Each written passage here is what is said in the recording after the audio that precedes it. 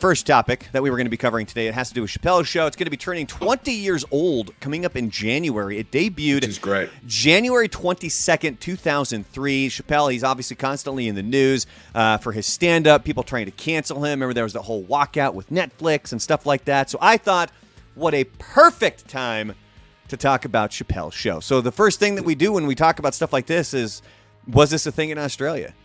Oh, no. Well, here's the weird thing. Chappelle show wasn't a big thing in Australia, but I wasn't in Australia really at the time. But I was already over in the States when Chappelle show had come and then gone. Mm-hmm. I remember the first time I heard about Chappelle's show was from the guy that played drums on Dressed Up as Life. And he was like, dude, you haven't... Was that the I'm dehydrated guy? No. That was no. Don't forget about that one. For anyone who's wondering, go back to the old stories from Rockstar 101 with Shim. Yeah. But basically, I heard the story all after the fact.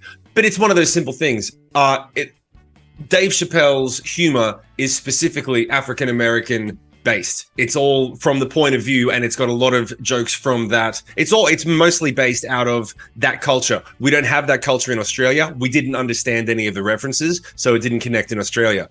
But when I was in the States for a couple of years and people introduced it to me, once I've been living there for a couple of years, like, oh, I get this, I get that. And then I had it explained to me.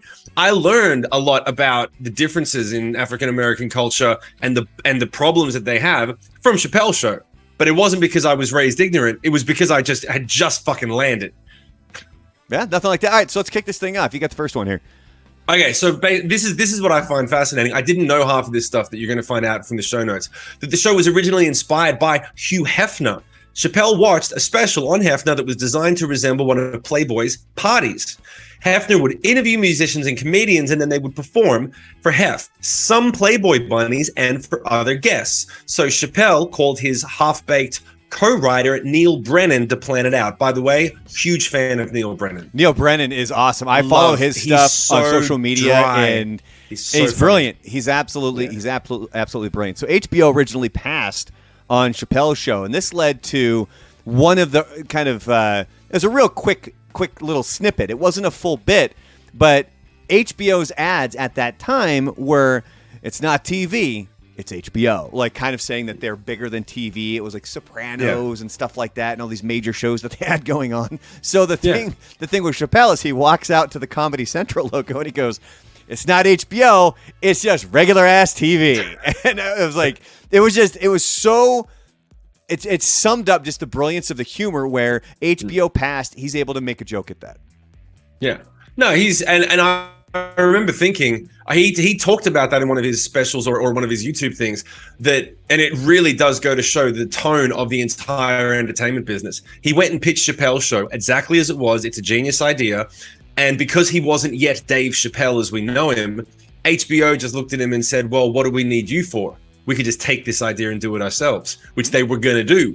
And they tried a version of it that sucked, and they did a pilot, and then Chappelle went to Comedy Central and actually made it work because, what do we need you for? Because it's fucking Dave Chappelle. Chappelle and Brennan learned how to write for the show by reading, live from New York, the complete uncensored history of Saturday Night Live as told by its stars, writers, and guests. That's fascinating. But the next one that you've got is what I really want to get to. So Wayne Brady, he was a huge fan of Chappelle's show, but when Paul Mooney made the comments, white people love Wayne Brady because Wayne Brady makes Bryant Gumbel look like Malcolm X. See, this was it's interesting where you learn of certain people. Like, I was not necessarily familiar with Paul Mooney up until Chappelle's show, and he was neither was I. Hilarious. Yeah. But this comment, it did upset Wayne Brady, and when Chappelle found out about this, he called up Brady, and that led to the sketch with Brady in it, where he's like, "Is Wayne Brady gonna have to choke a bitch?" And I don't think there is a single Chappelle show that does not have a absolutely timeless t-shirt slogan on it. Oh my God. There's not one episode. The amount of I'm rich bitch, I'm fucking is Wayne Brady gonna have to choke a bitch? And then I'm Rick James, but they all have bitch. Yeah. I'm Rick James, bitch. They're all bitch at the end of it. So remember where the show started. The first sketch was the one about the blind black white supremacist. Yeah. Like, that was, you could not, if there was, I want to say if there's one sketch that would sum up the Chappelle show, it's that one. I mean, that's kind of simplifying the brilliance of the show, but that shows you the brilliance of that sketch. It was so good. Yeah, but have you ever actually heard, it's funny, I actually love Chappelle and I've watched a bunch of interviews with him. Have you heard when he actually broke down his reason for pushing that to be the first sketch? No. The reason for it was actually very calculated, because he said, we had all the ideas. We thought, okay, we could put that sketch in the middle, at the end, at the beginning. We went, no, we'll put it at the end, because everyone's going to watch the first one to pass judgment. They're all going to go, do I like this or do I not like this?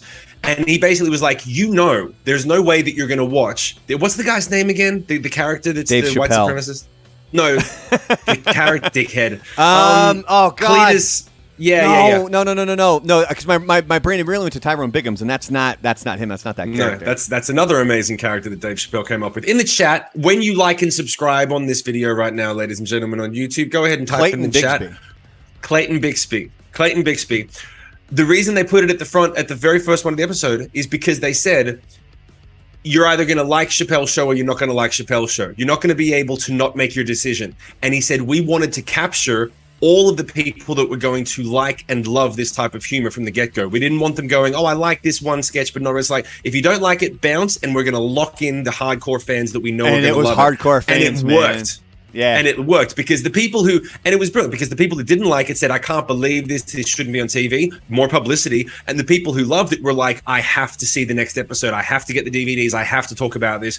It made the show infamous and famous at the same time. And it was their strategy. It wasn't a mistake. They went controversial on purpose to lock in their hardcore fan base, which was mostly African-American people that were like, finally, someone that's saying the shit we keep thinking. That's literally, he was like, I'm targeting my people. Yeah. And he said it 100 times. So they were originally going to use actors for some of the other roles, like the Sam Jackson beer bit, but they didn't want to rely on someone else to capture their vision. So Chappelle ended up playing the part. And again, another one of the absolutely brilliant. I'm just going to stop saying it, because I could just constantly say every single sketch that comes up, it's a brilliant sketch, because I could say it about this next one, where they filmed the racial draft skit across the street from Jay-Z's final concert. Like, that's how that was being billed at that time. So RZA from the Wu-Tang Clan, he disappeared for like an hour, and they delayed production of that episode because he was gone, because he had gone across the street to see Jay-Z perform.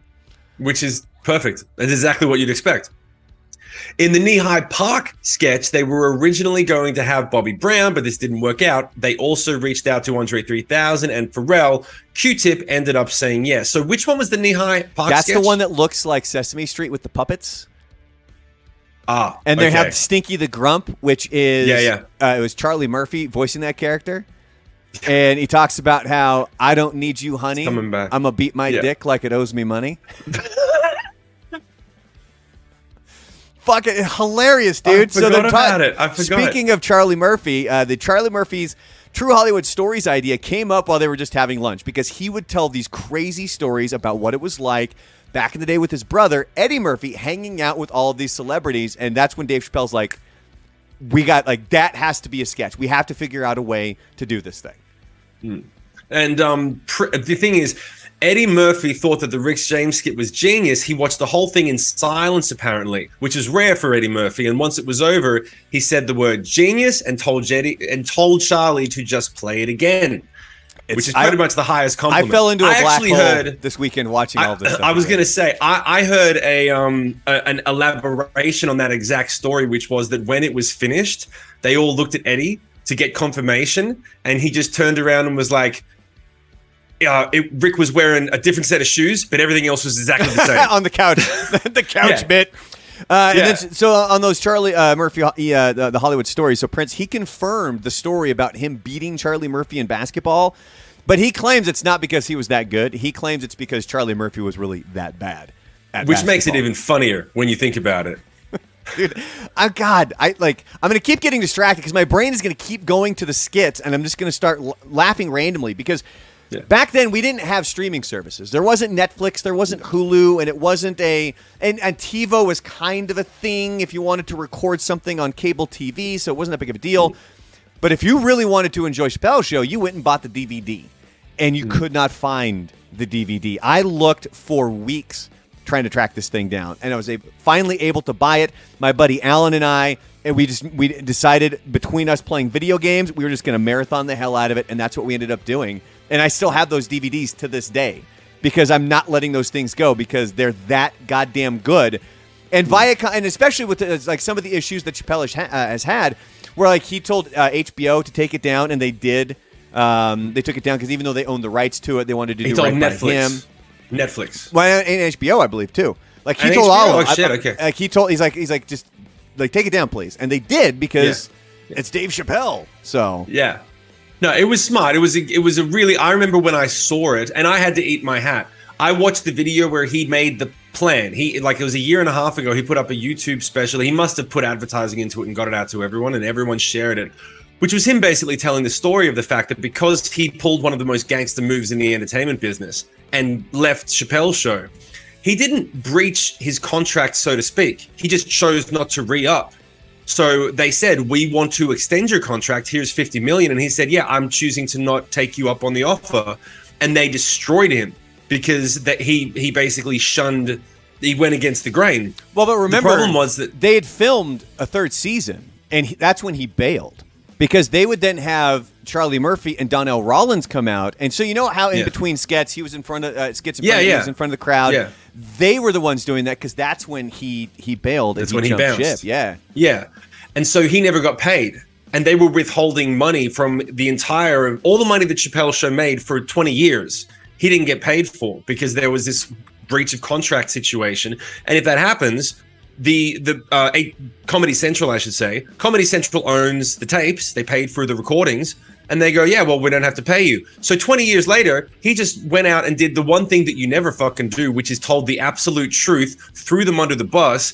Half the people who made the show were retired now. And he told the entire planet to boycott Chappelle's show and said, don't watch it. He called everyone and said, do not promote this. Don't put it on your streaming services. And Netflix was one of the first ones where they said, hey, man, you just did a special for us. We made hundreds of millions of dollars off your special. Yeah, sure. Tell us what you want. We'll just take it down. And they took it down. Even though they paid for the rights to have it, they just removed it. And within like a couple of months, he'd gone to Comedy Central and renegotiated and got back paid. And then now it's all up and everyone can watch it and feel good about the fact that Chappelle is getting paid again. That never, ever, ever happens in the entertainment business ever. But you got to have the brilliance of Dave Chappelle to have to make something like that happen. There's a reason that doesn't happen that frequently. It's because there's not that many people out there that are as good as Dave Chappelle. I mean, that's just the reality of the situation. Yeah, partly the actual quality of the content that he originally did with Chappelle Show, but then the way that he played it, he just bypassed. It's the second time. It's so gangster. He just bypassed the entire industry and said, I'll go to the consumer. When they stop buying, you'll stop fucking me. And they did. Mm-hmm. And they renegotiated. Anyway, so that was wonderful to go down the memory lane trip. Yeah, and I fell down that rabbit hole this weekend as I was typing up these show notes and I was watching all the stuff. So here's what I want from anybody who is here on YouTube. Down below, obviously make sure that you're clicking like and everything else like that. But put in the comments, what is your favorite Chappelle Show bit? Because there's so many of them. The one that I gravitate to a lot is Black Bush. I think that which one's that? That's the one where it's like, how would it be different if George W. Bush was black? And then it's Dave Chappelle as the president. And the one lady's like, what do you say to people that are, what do you say to people who say that you're going to the Middle East for oil? And he's like, huh? Oh, oil? Bitch, you cooking? Like, what are you talking about? Oil? And then and then they all run. And it's just, so Black Bush, I think you can find that on YouTube.